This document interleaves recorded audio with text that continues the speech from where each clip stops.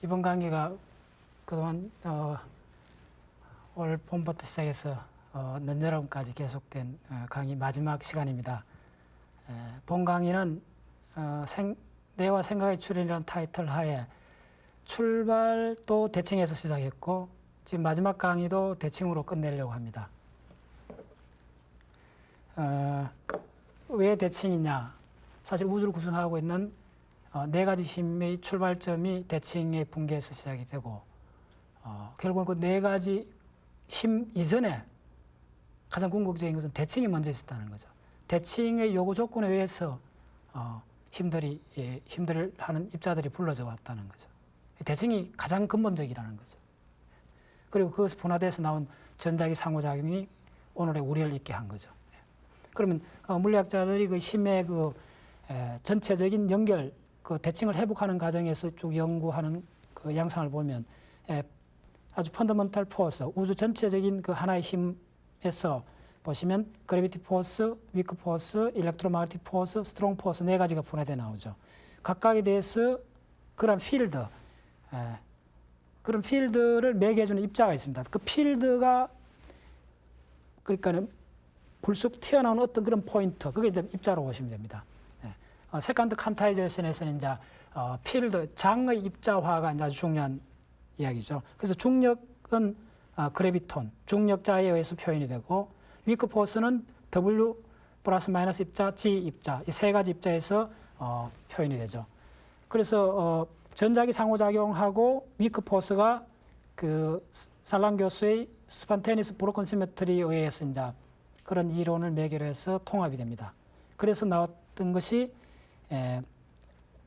일렉트로 위크 포스라는 게 새로운 용어가 생겼죠. 일렉트로 위크 포스.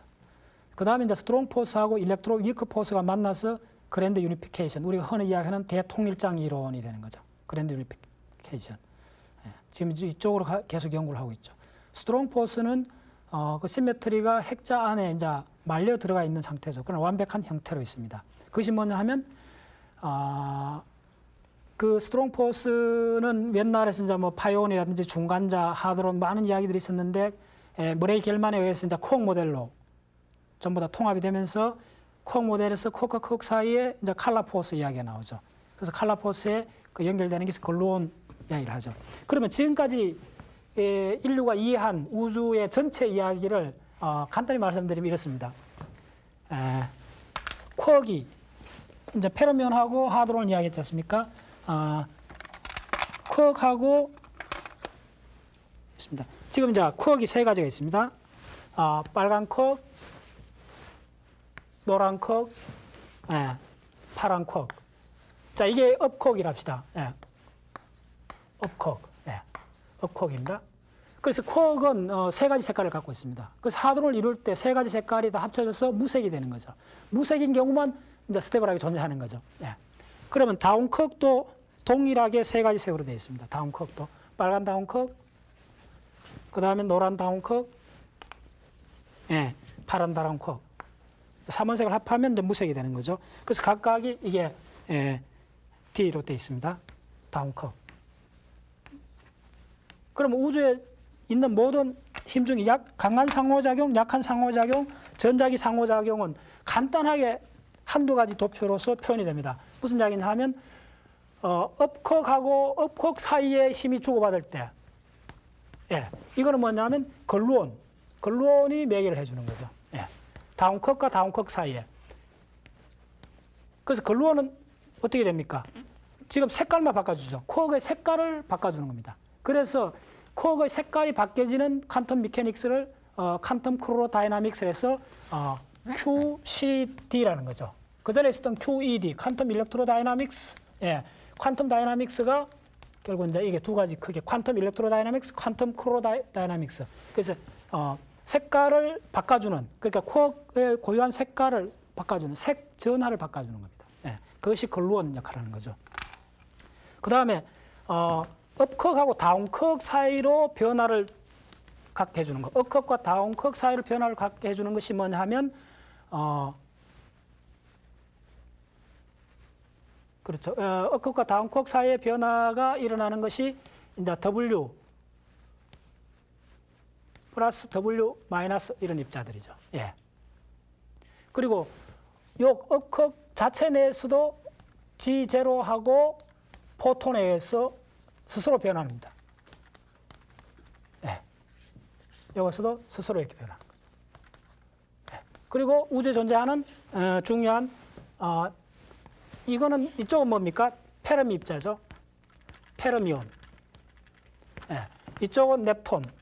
넵톤에서 가장 안정적인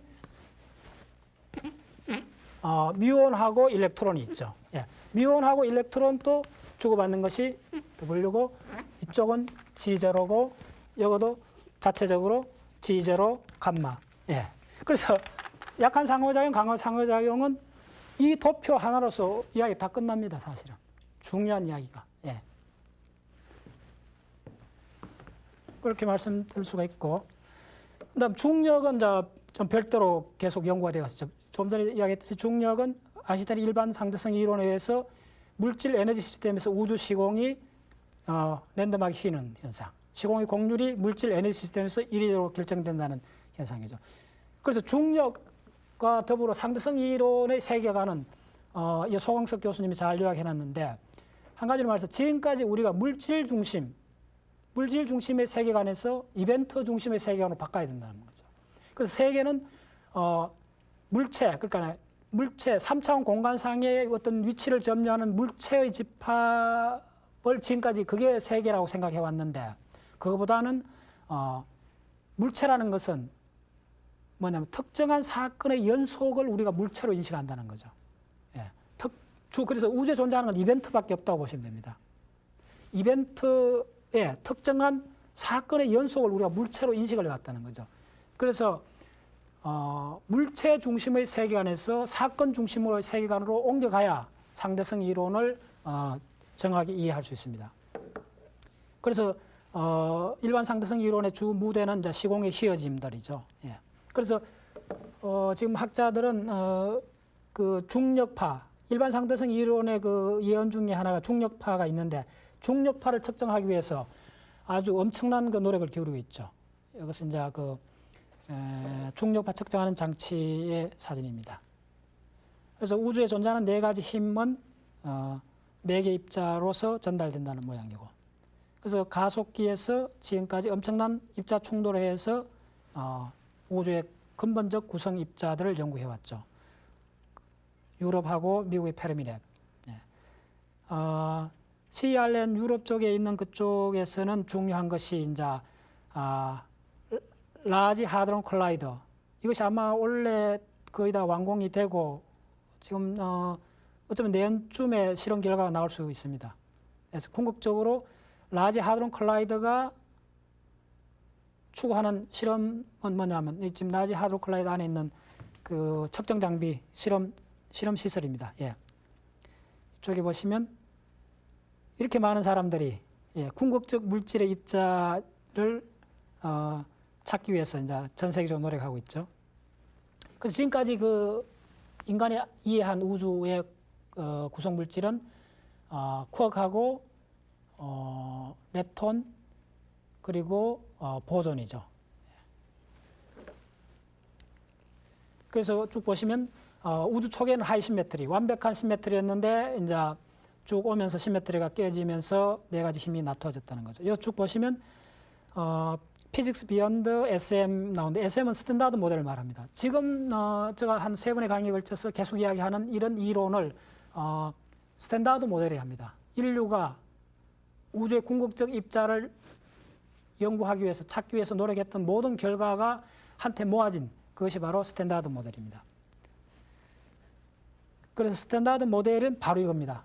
예, 스탠다드 모델 한 장의 표로 표시된 게 스탠다드 모델 오브 펀더멘탈 파티클스 앤드 인터액션즈. 그러니까 기본 입자와 그들의 인터액션. 기본 입자는 페르미온, 넵톤이고 인터액션을 가능하게 준 것은 보존들이죠.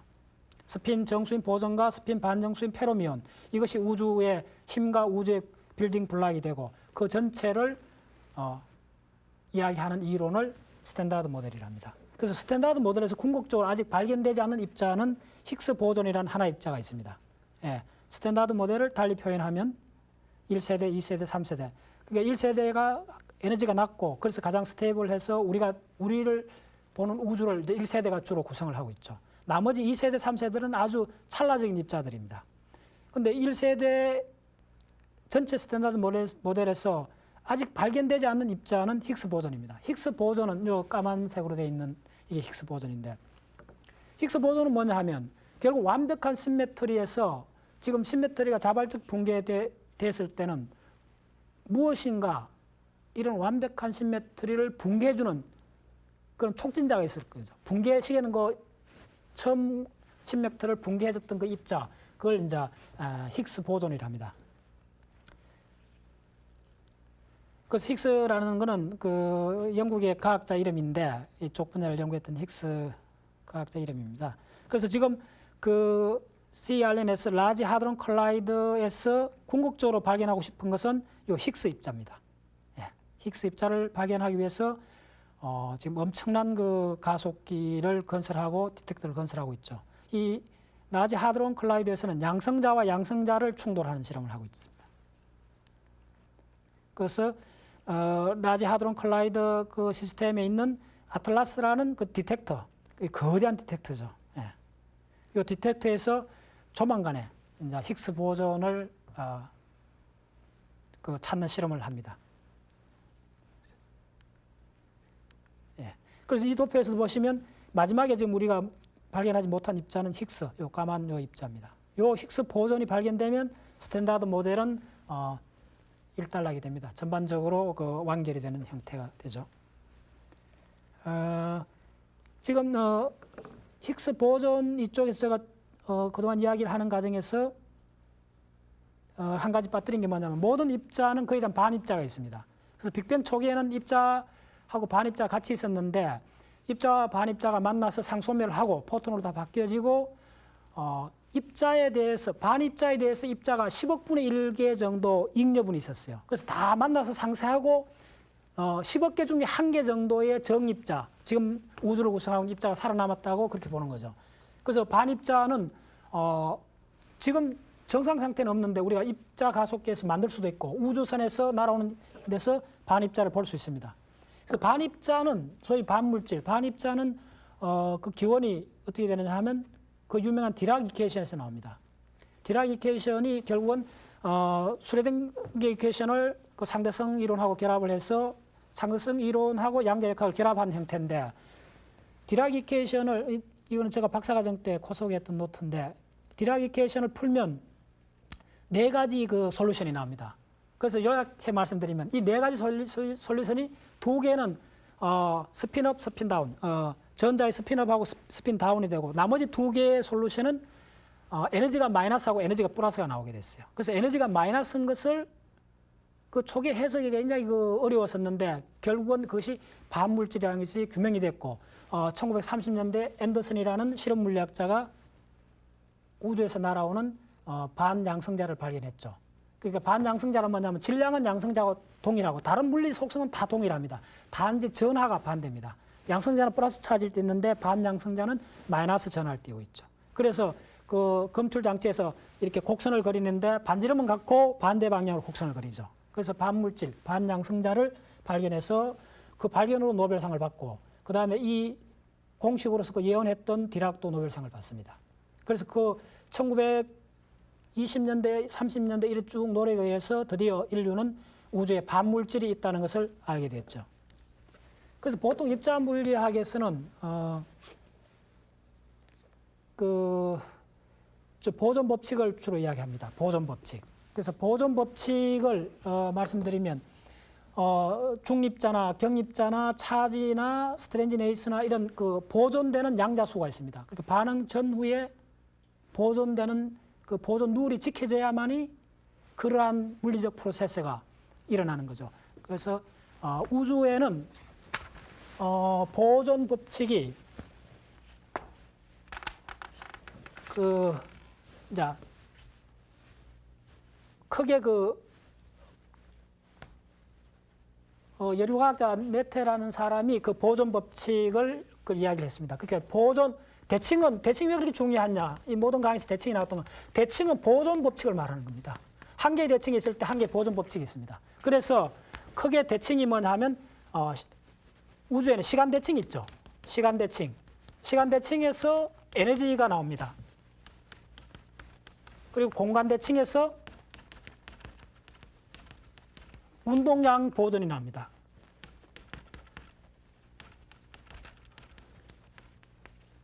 에너지 보존 법칙. 우리 고등학교 때 다 배웠지 않습니까? 에너지 보존 법칙이 뭐냐면 시간에 대한 대칭입니다. 그리고 공간에 대한 대칭에서 운동량 보존 법칙이 나오고, 그 다음에 국소 게이지 대칭에서 바로 전하 보존이 나옵니다. 차지 보존이 되는 거죠. 그래서 국소 게이지 대칭이 결국은 양밀저 시어리가 이야기하는 거고, 양밀저 시어리가 지난번 이야기했듯이 그렇게 가장 근본적인 이론이라는 것이 저기서 많은 그 행력들을 설명하게 되는 거죠. 그래서 그러한 그 입자 프로세스에서 보존되는 양자수를 이해를 하고, 그거에 의해서 이런 현상이 일어날까 안 할까를 다 판별하는 겁니다. 그래서 이 강의에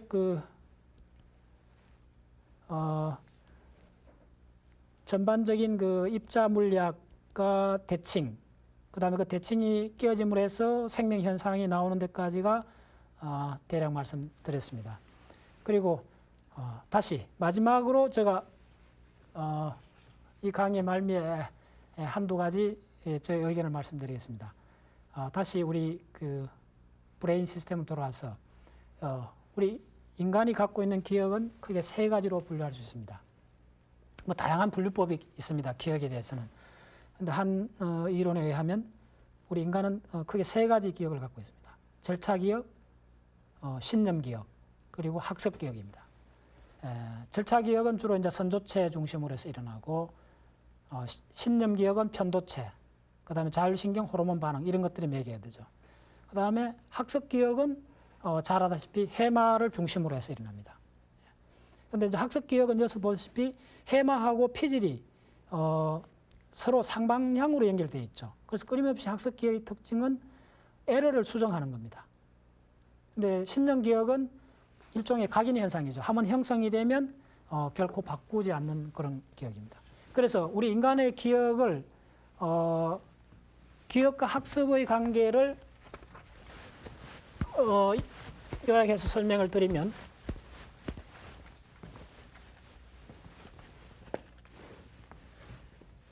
기억은 대략 기억이라는 것은 가장 중요한 것은 생존을 위해서 이제 절차 기억이 있죠.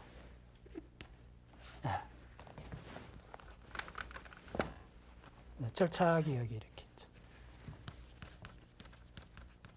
절차 기억은 뭐 예를 들면 수영한다, 자전거 타는 걸 배운다. 한 번 배우면 평생 잊어지지 않는 기억이죠. 그 다음 기억은 뭐냐면,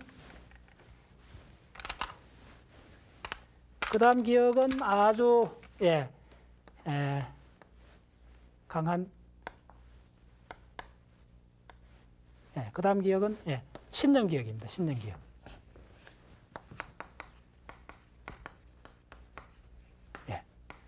신념 기억은 언젠가 한번 형성이 되면 평생 거의 바뀌지 않고 계속 유지되는 거죠. 거의 바뀌지 않고. 그 다음에 중요한 것은 이제 학습 기억입니다. 학습 기억은 요게 이제 대충 뭐 초등학교들 무렵 10세 전후. 그죠? 학습 기억은 어떻게 되냐 하면,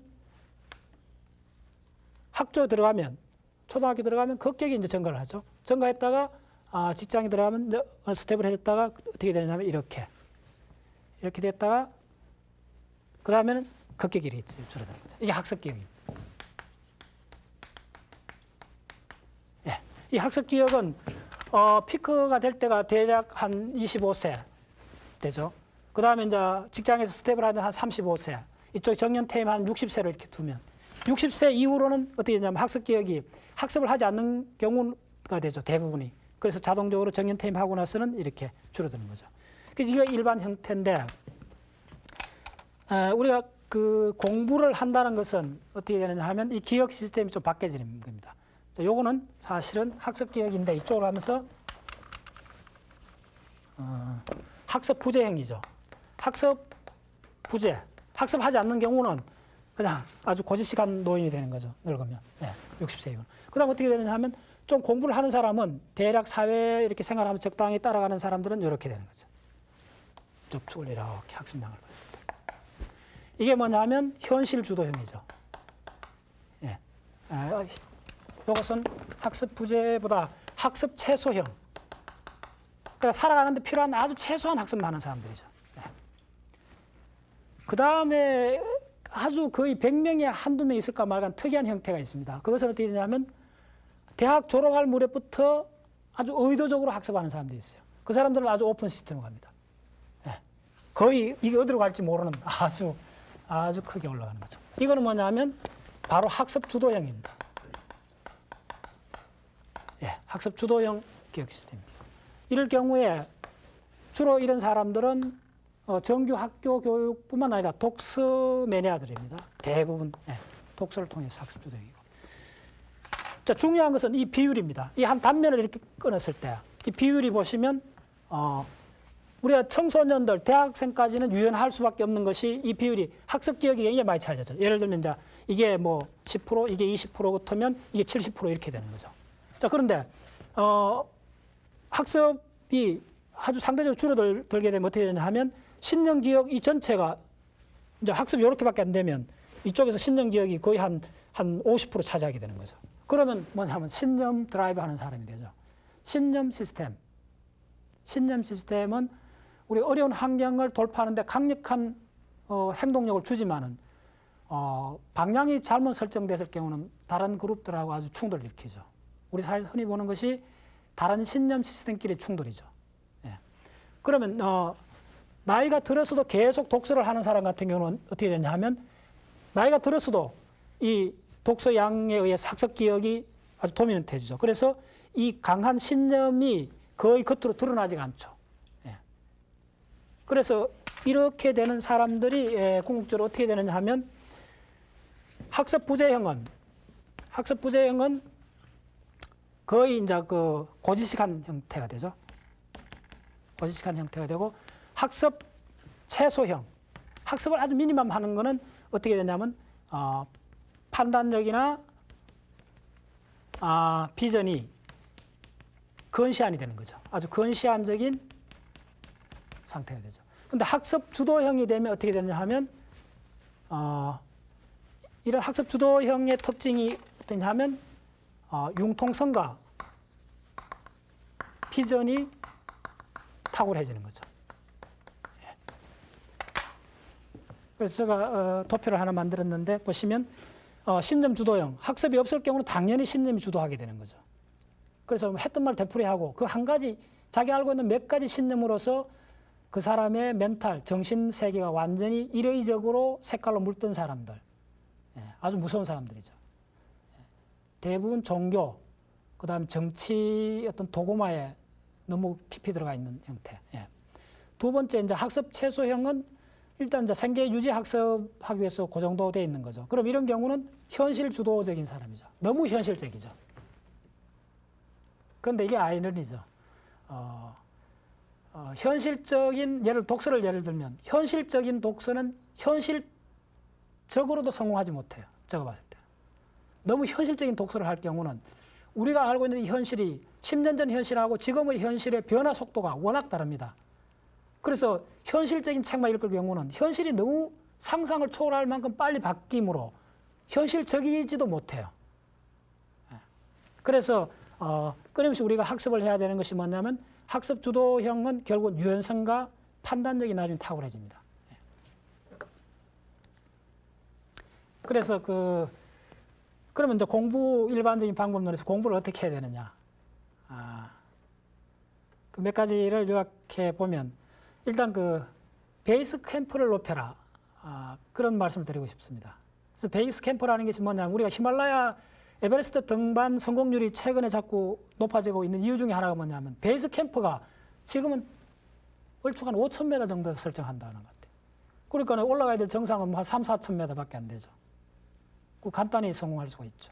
상대적으로 옛날에 비해서는. 그래서 독서나 공부에서도 마찬가지입니다. 우리가 알아야 될 것을 타협해서는 안 됩니다. 어렵다 해갖고 쉬운 걸 택하면 그 말은 뭐냐면 베이스 캠프를 자꾸 낮추는 행위가 되죠. 그러니까 갖고 있던 시간과 에너지를 베이스 캠프를 높이는데 총 투자를 해야 됩니다. 그러면 학문에 있어 자연과학에서 베이스 캠프를 해야 되냐? 제가 봤을 때는 뭐 의심의 여지 없이 양자역학과 상대성 이론입니다. 타협할 수 없습니다. 양자역학과 상대성 이론은 우주에 있는 물질 시스템하고 우주의 시공을 전부 다 이야기하기 때문에 아무도 어떤 존재도 양자역학과 상대성 이론을 벗어날 수가 없습니다. 그래서 베이스 캠프를 어렵더라도 일반 상대성 이론하고 양자역학의 베이스 캠프를 만들어라, 그런 주문을 드리고 싶습니다. 그 다음에 질문을 품어서 키워라. 우리 이제 선사들이 이제 흔히 이런 이야기를 하시죠. 우리 질문은 함부로 하는 거 아닙니다. 질문의 힘이야말로 공부를 하는 원동력이죠. 그래서 스님들이 항상 하시는 말씀이 있죠. 도를 깨치기 위해서는 대분심, 대의단, 의심덩어리가 굉장히 커야 되고, 그 다음에 그걸 깨치기 위한 그 내적 그 강렬한 에너지, 그 분노에 가까운 그런 에너지가 있어야 된다는 거죠. 하물며 그런데 그런 질문, 의심덩어리를 함부로 노출했다든지 간단히 해결해 버렸을 때는 말 그대로 공부하는 동력을 잃어버리는 겁니다. 그래서 그런 질문은 형성하기도 어렵지만은 한번 형성된 질문은 적어도 5년, 10년 이상 공부의 추동력을 만들어야 됩니다. 그래서 그런 질문의 힘으로서, 질문으로서 세상을 보기 시작하면 질문이 답을 찾기 시작하는 거죠. 세 번째, 원은 닫혀야 한다는 말은 무슨 이야기냐 하면, 일단 어떤 공부를 시작하면 브레인 공부든 천문학 공부든 양자역학 공부든 어느 수준에 도달할 때까지는 미친 듯이 몰아붙여야 된다는 거죠. 뭐 대략 5년이든 뭐 좀 어려운 분야는 10년이든 투자를 하는 거죠. 그래서 독서 공부 관점에서는 계획을 한 50년 정도 잡으면 됩니다. 지금 한 30대 되는 분들은 50년 공부를 한다 생각하고 5년이나 10년 단위로 그 하나의 그 완결된 공부 패턴을 가져야 되는 거죠. 뭐 예술이 됐든 철학이 됐든 자연과학이 됐든 어떤 분야를 5년, 10년 정도 섭렵을 하고 50년 공부할 것 같으면 5년 단위 같으면 10개의 아주 다른 분야를 섭렵을 할 수가 있죠. 그래서 그런 관점에서 독서는 어떻게 해야 되느냐. 독서는 첫째 균형을 잡아야 됩니다. 균형 독서. 균형 독서를 하면 자연과학 7, 인문과학 3입니다. 제가 봤을 때. 70대 30. 왜냐하면 자연과학은 아시다시피 수학을 바탕으로 한 학문입니다. 수학이라는 것은 숫자를 헤아리는 데서 출발하는 건데 우리 인류의 진화 관점에 봤어도 인류는 숫자를 본능적으로 갖고 있지 않습니다. 그래서 여러분들이 사람 지나갈 때 세 사람, 네 사람은 순간적으로 알게 되죠. 몇 사람인지. 그러나 다섯 명 넘어갈 때는 헤아려야 됩니다. 그럼 그 말은 무슨 이야기냐 하면 큰 숫자를 헤아리는 것이 본능적으로 돼 있지 않다는 겁니다. 우리 브레인이 진화적으로. 그러면 어렵게 학습을 해야 되는 거죠. 그래서 자연과학이 어려운 이유는 궁극적으로 숫자라는 그 세계가 인간이 타고나지 않았다는 거죠.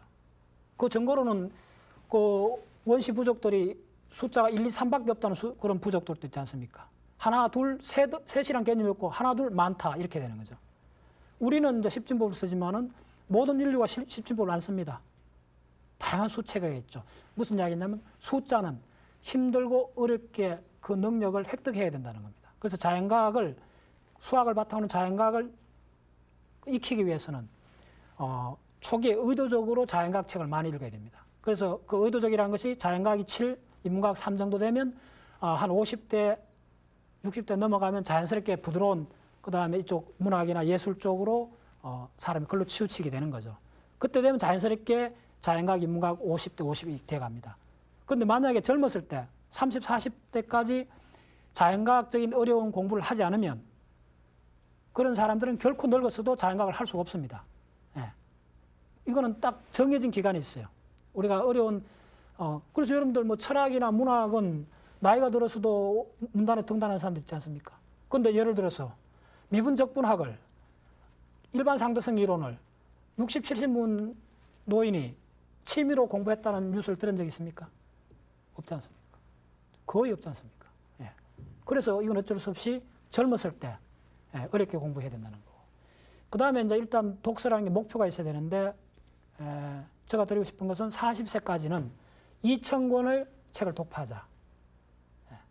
2,000권 정도 7대3 그런 법칙에 의해서 그런 분량으로 공부를 하면 자연스럽게 2,000권 정도 되는 정보는 양이 질로 바뀌어집니다.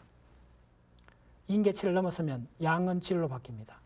예, 그래서 그 인계치가 대략 저는 한 2,000권 정도로 보는데 자연과학 책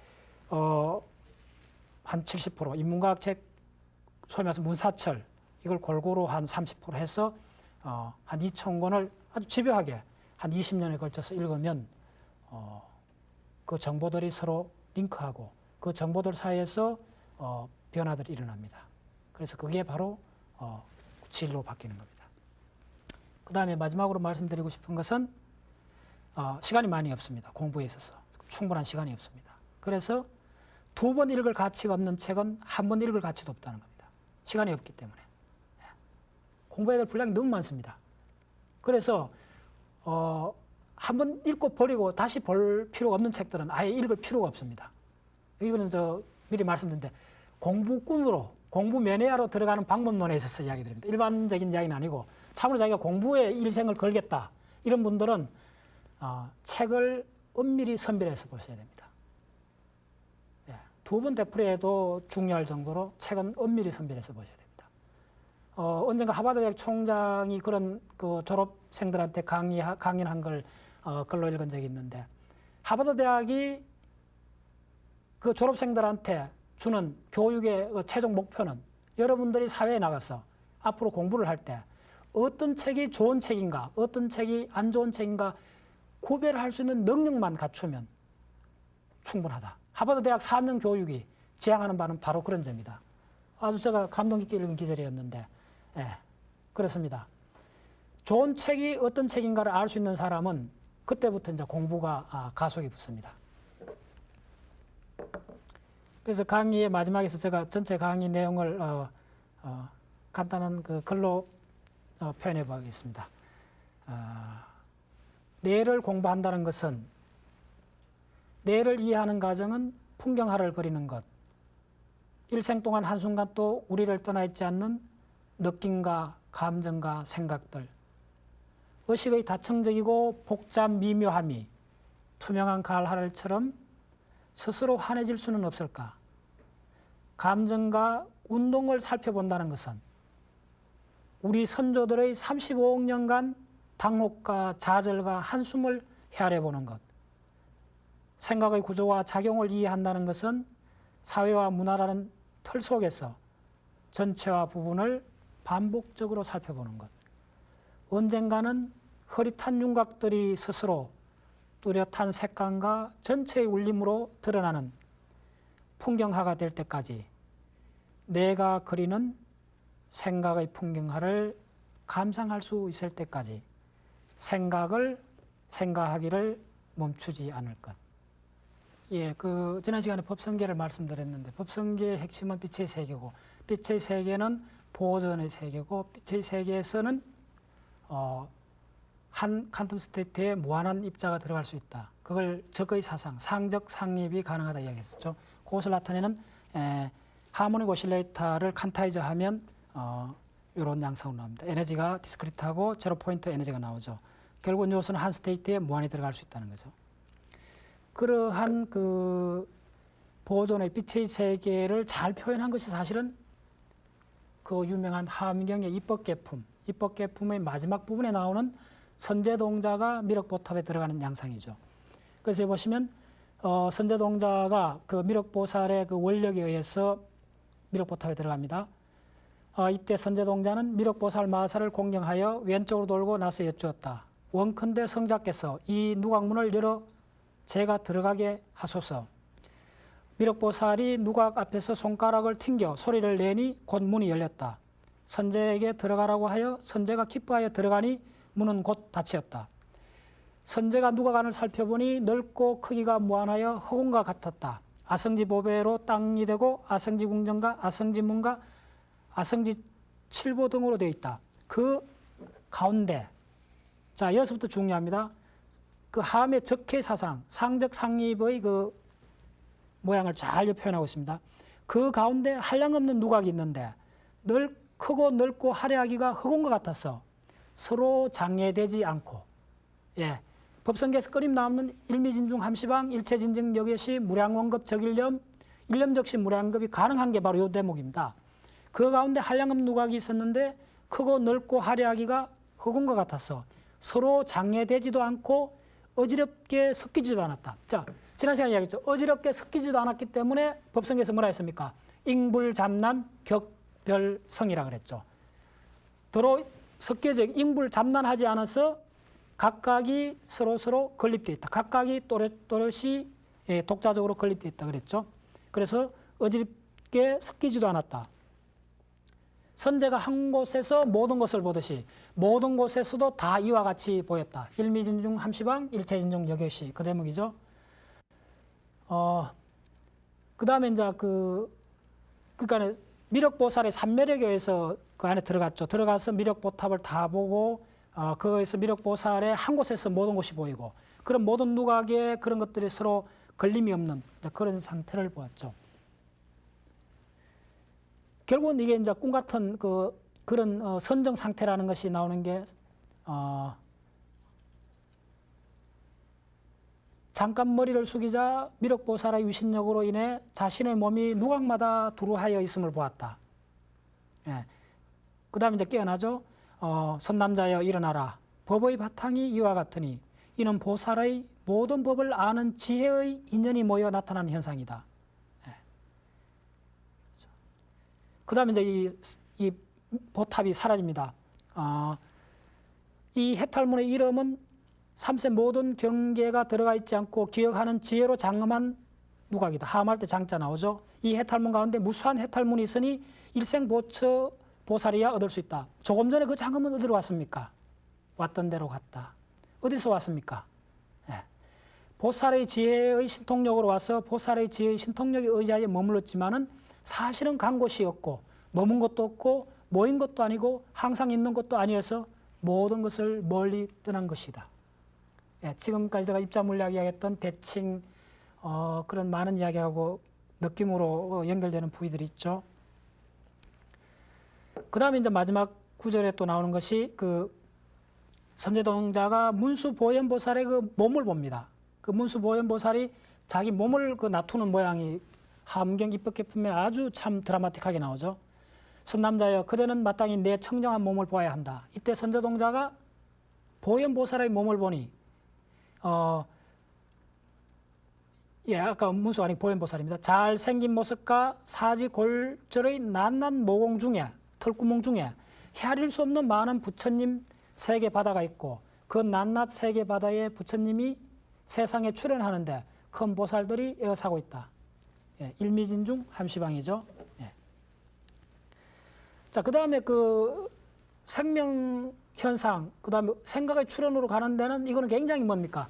대칭이 깨어지고, 기생론적으로 이야기하면 생멸문이 생겨서 삼세 육추가 나타지고 육추에 지상, 상수상, 계명상상, 업계고상 쭉 받으면서 우리가 이 복잡하고 그 얽히고 섞인 업의 고통을 받게 되는 이 전체의 복잡한 양상. 생멸문은 한마디로 표현하면 엄청 복잡합니다. 그래서 예를 들면 우리가 생명 실제로 세포 속에서 미토콘드리아나 엽록체, 틸라코이드 막에서 일어나고 있는 여러 가지 그 전자 전달 시스템 이런 것들 보면 그 생화학 책에 아주 복잡한 도표들이 나와 있죠. 자, 예를 들면 이겁니다. What is the basic functions of cell? 셀의 지금까지 발견된 그 펑션 중에 아주 간략해서 표현한 것도 이렇게 복잡합니다. 한 세포 속에 무수하게 많은 생화학 작용이 일어나는 거죠. 상상할 수 없이 복잡한 분자들의 다이내믹한 세계입니다. 그런데 그것을 함경에서 유추해 보면 함경에서 뭐냐 하면 열의 출현품이 나오죠. 열의 출현품에서 끊임없이 나오는 이야기가 뭐냐 하면 불자여 이것은 해하기 어렵나니 열의 언공 정등각께서는 한량없는 법으로 출현하시니라. 왜냐하면 한 가지 인연이나 한 가지 사실로서 열애가 출현하는 것이 아니고 10가지 한량없는 일로서 출현하는 거죠. 그래서 무한한 인가의 결과로서 나타난다는 거죠. 핵심적인 생각은 무한하다는 거죠. 인과 연이 만나서 이루어지는 그 모든 현상이 무한히 중중무진 연기를 이룬다는 거죠. 예. 세포 속을 들어봐다 보면 이 구절이 딱 맞습니다. 열애가 출현한 또 그와 같아서 한 가지 인연이나 한 가지 사실로서 성취되는 것이 아니고 한량 없는 인연과 한량 없는 사실로서 성취된다. 예. 허공은 넓어서 형상이 아니지만 모든 형상을 능히 나타내면서도 분별도 없고 실현도 없다. 쭉 그런 이야기 나오죠.